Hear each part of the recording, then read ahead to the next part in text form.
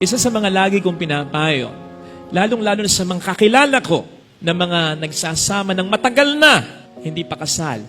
Kasi kahit gusto nilang makasal, kasal sila sa dati nilang asawa. Okay? Yes, masama yun. You are in the state of sin. Ayan, sa akin yun na narinig ha. May mga mahalas ako sa buhay na ganito. Pero who are we to judge?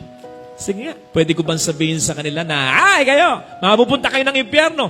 Bahala lang Diyos doon, hindi na tayo yun.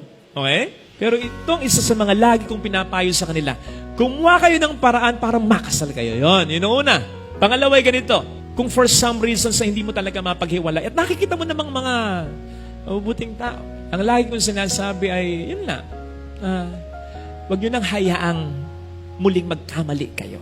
Yung nagkamali na kayo, halimbawa, umiwalay kayo sa dati nyong asawa, ito may kinakasama kayo, pero yung hindi ka man humiwalay o humiwalay ka, whatever, tapos kakasama ka uli ng ibang lalaki, ibang babae, ay huhusgahan na kita.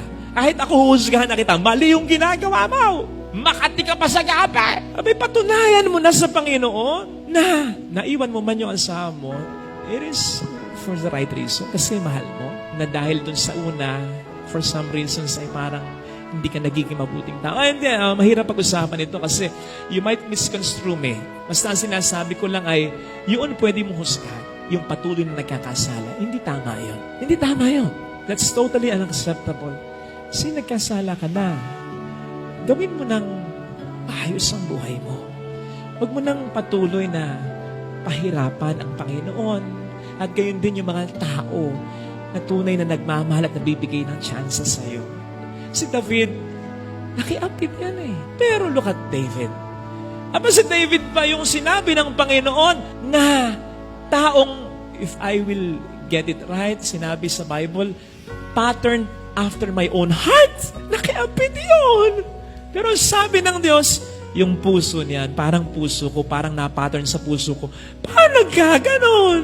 So hahaba lang ang sermon. Pero isang bagay ang makikita natin kay David, nagsisi talaga siya. At yung consequence ng ginawa niya, pinagdusahan niyang talaga bilang bahagi ng total na pagsisisi niya. At hindi na muli niyang yun ginawa pa. Mahirap magkasala, pero mas mahirap yung pagkakalugmok tayo sa pagkakasala. Masakit yung mawalan ng karapatan ng magbago.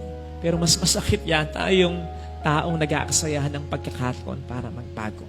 Masakit yun para sa Diyos at sa mga taong tunay na nagbibigay ng tsansa sa iyo. Sapagkat kapag tayo binibigyan ng tsansa ng Panginoon at ng tao, hindi nila sinasabing, okay yung ginawa mo. Hindi.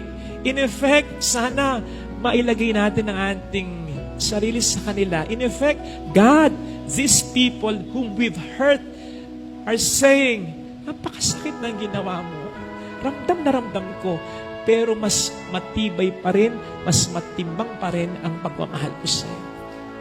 So kapag hindi ka nagbago, binabaliwala mo ang pag-ibig na ito. Masakit yun para sa Panginoon, masakit yun para sa taong nagbibigay ng tsansa sa iyo. Pero yung kasukdulan ng sakit ng kasalanan mo, dahil hindi ka nagbabago, hindi ito mararamdaman ng Diyos na nagbigay ng tsansa sa iyo at ang tao. Kundi ikaw mismo. Kapag dumating na ang pagkakataon, lalo na sa impyerno, na gustuhin mo mang magbago, wala na. Huwag nating tularan si Herodes, ha? Si Herodes, napakasama nung ginawa niya. Nakiapit, tinatama ni Juan, hindi nagpatama kay Juan. Gumawa pa rin ng kasama. Persisted in mortal sin. Na kahit matagal ng panahon, nandun pa rin ang Panginoon. Kinokonsensya siya kasi naalala pa rin niya sa pamamagitan ng Panginoon si Juan Bautista. Pero did he repent? No. Hindi pa rin. Kaya tradition will tell us na hindi siya namatay ng masaya. Huwag ganun ha. Sana ating pagdasal sa ating banal na misa.